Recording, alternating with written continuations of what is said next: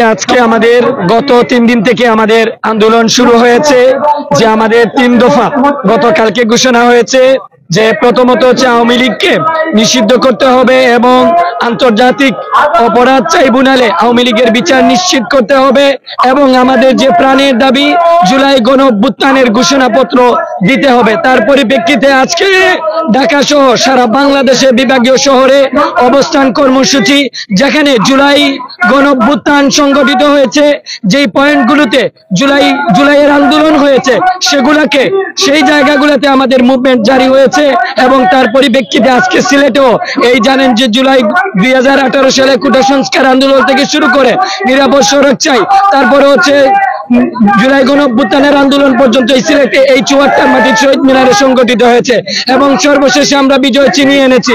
আপনারা জানেন আমরা সারা বাংলাদেশে কঠোর থেকে কঠোর আন্দোলন শুরু হয়েছে, আমরা জানি না যে দিবে কিনা না, কিন্তু আমাদের সিদ্ধান্ত হচ্ছে অবশ্যই অবশ্যই আওয়ামী লীগকে নিষিদ্ধ করতে হবে। আমরা আমাদের সিদ্ধান্ত জানিয়ে দিয়েছি, যদি এটা সরকার থেকে ঘোষণা না আসে, যতক্ষণ না আসছে ততক্ষণ অবধি আমরা রাজপথ দখল করে থাকবো। আমরা আমাদের দাবি আদায় করেই আমরা ঘরে ফিরে যাব, সেটা যত সময়ই যাক আমরা সেই অপেক্ষা করতে থাকবো এবং আমাদের আন্দোলন জারি রাখবো।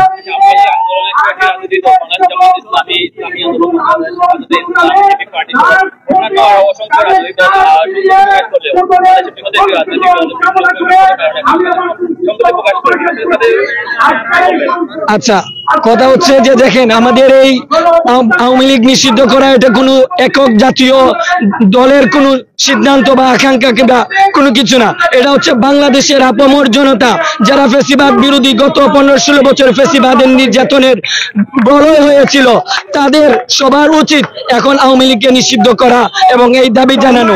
সেই জায়গা থেকে বাংলাদেশের সকল গণনের সকল রাজনৈতিক দল সেখানে ঐক্য পোষণ করেছেন, জুলাই ঐক্য গঠন হয়েছে, কিন্তু দুর্ভাগ্যবশত বাংলাদেশের একটি যারা বিগত দিনে ফ্যাসিবাদের দ্বারা নির্যাতিত নিপীড়িত ছিল তারা এখনো পর্যন্ত আমাদের সাথে সংহতি জানায় না, এটা তাদের ব্যর্থতা এবং আমরা তাদের প্রতি আহ্বান জানাবো, আপনারা আপনাদের পিছনকে ভুলে যায়েন না।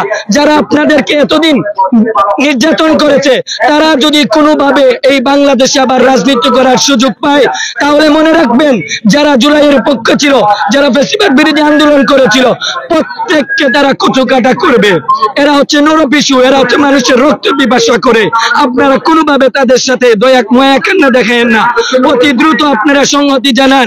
আর যদি তারা না জানায় তাহলে আমরা এই জুলাই ঐক্য থেকে এটা বলে দিতে চাই, যারা জুলাই ঐক্যের সাথে এবং আওয়ামী লীগের ব্যাপারে শালীন নীরবতা পালন করবে কিংবা কোন ধরনের স্বজনপ্রীতি করবে, আমরা মনে রাখবো তারা এই দেশের গণশত্রু এবং জুলাইয়ের গণশত্রু। এটাই হচ্ছে আমাদের বার্তা। বাংলাদেশের এবং আওয়ামী দলেরা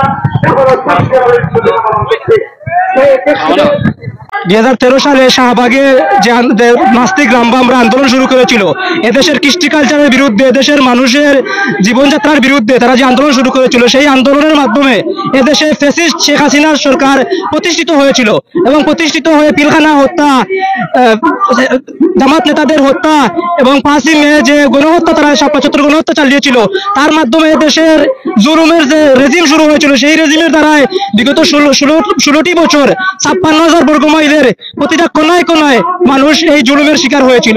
এই জুলুমের ধারাবাহিকতায় আমরা সেই শাহবাগীদের বিরুদ্ধে, সেই শাহবাগীরা যে যে স্থানে আন্দোলন করেছিল, একদম ঢাকার শাহবাগ থেকে দেশের আনাচে কানাচে যে জায়গায় তারা আন্দোলন করে একটা মব জাস্টিস শুরু করেছিল, তাদের মব জাস্টিস প্রতিরোধ করার জন্য, এই আওয়ামী লীগকে নিষিদ্ধ করার জন্য আমরা আমাদের আন্দোলন অব্যাহত রেখেছি।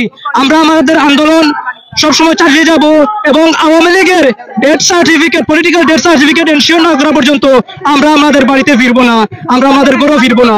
এবং এই ছাত্র জনতার যে ঐক্যের মাধ্যমে 5ই আগস্ট যে বিপ্লব হয়েছিল, যে বিপ্লবের মধ্য দিয়ে এদেশে একটি ফ্যাসিস্ট মুক্ত বাংলাদেশ পেয়েছি, কিন্তু অনুতাপের বিষয়, দুঃখের বিষয়, সেই ফ্যাসিস্টের এখনো আমরা কোনো দৃশ্যমান বিচার দেখতে পাইনি এবং সেই ফ্যাসিস্টের সবচেয়ে বড় দল আওয়ামী লীগের এখনো নিষিদ্ধ করা হয়নি, যার প্রেক্ষিতে এদেশে আওয়ামী লীগ বিভিন্নভাবে মাথাচাড়া দিয়ে এদেশের আবার আবারও তারা গাড়ি আসতে চাচ্ছে, এদেশের জাতির গাড়ি বসে এদেশকে তারা আবারও শোষণ করতে চাচ্ছে।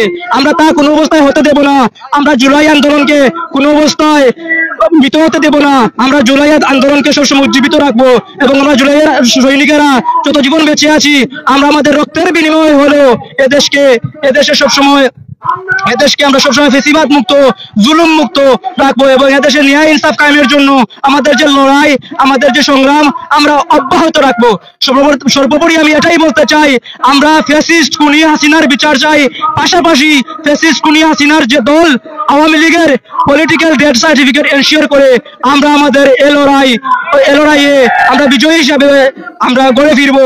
তার আগে আমরা কোনো অবস্থায় আমরা গড়ে ফিরবো না।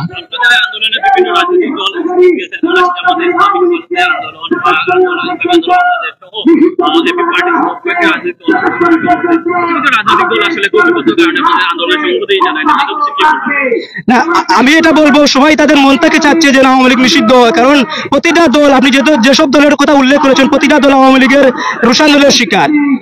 টেকনিক্যাল জায়গা থেকে প্রতিটা তাদের নীতিগত অবস্থান থাকতে পারে, কিন্তু আমি মনে করি তারা সর্বোপরি তারা ঘোষণা দিয়ে, সবাই একযোগে ঘোষণা দিয়ে যদি আওয়ামী রেজিমের বিরুদ্ধে দাঁড়ায়, তাহলে আওয়ামী যে ফেসিবাদ তা আরো দৃশ্যমান হবে এবং আওয়ামী লীগ নিষিদ্ধ হবে এবং ফেসিবাদ কোনো অবস্থায় মাথা চাড়া দিয়ে উঠতে পারবে না।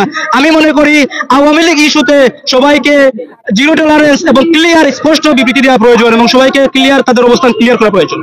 Thank you.